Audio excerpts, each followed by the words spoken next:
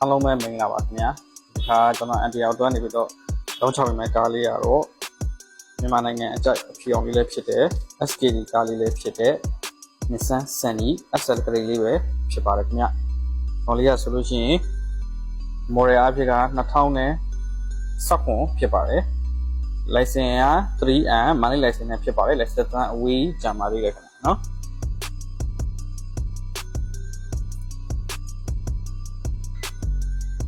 ဒါလေးကတော့သူ့ရဲ့အတွင်းကလေးဖြစ်ပါတယ်ဒါသူ့ရဲ့ပါဝင်လို့လေးဖြစ်မယ်သူ့အမှန်ကြီးလေးတွေဖြစ်ပါမယ်ဒါသူ့ရဲ့ CRM volume လေးဖြစ်မယ် CRM ပုံစံလေးဖြစ်ပါနော်ဆက်လို့ပြပါမယ်တော့ပုဆက်လေးနဲ့ဖြစ်ပါမယ်နော်သူက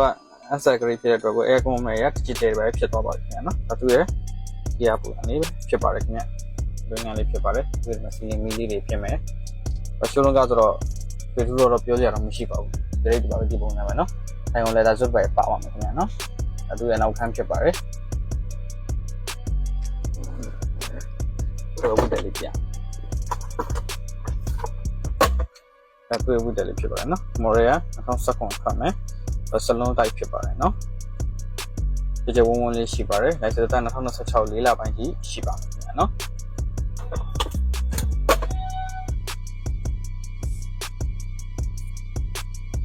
ဒါပြည့်နောက်ခန်းလေးပဲဖြစ်ပါတယ်နော်နောက်ခန်းလေးပဲဖြစ်ပါတယ်နောက်ခန်းကတော့ကြည်ကြဲဝုန်းဝုန်းထိုင်လို့ရပါတယ်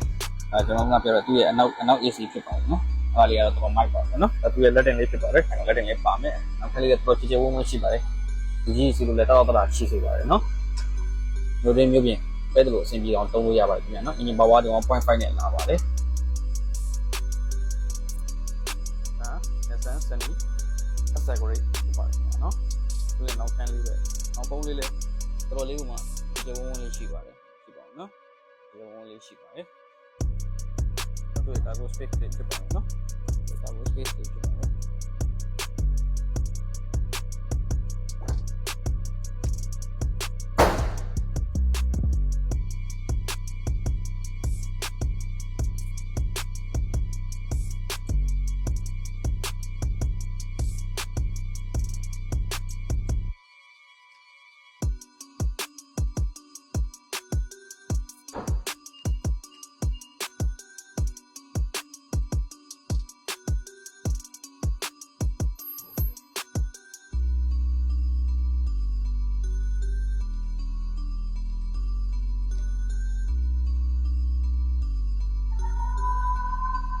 โอเคကျွန်တော်ဒီကားလေးကို Nissan Sunny SL လေးတင်းနေတဲ့ဝယ်ယူအပိတ်ချင်တယ်ဆိုရင်တော့ကျွန်တော်ဖုန်းနံပါတ်0925351343နဲ့0994351343လို့ဆက်သွယ်မိမယ်ဝယ်ယူချင်တာခင်ဗျာဆိုတော့ဒီကားလေးကိုရောင်းချပေးမယ့်ဈေးကတော့985သိန်းဖြစ်ပါတယ်ခင်ဗျာအားလုံးကျေးဇူးတင်ပါတယ်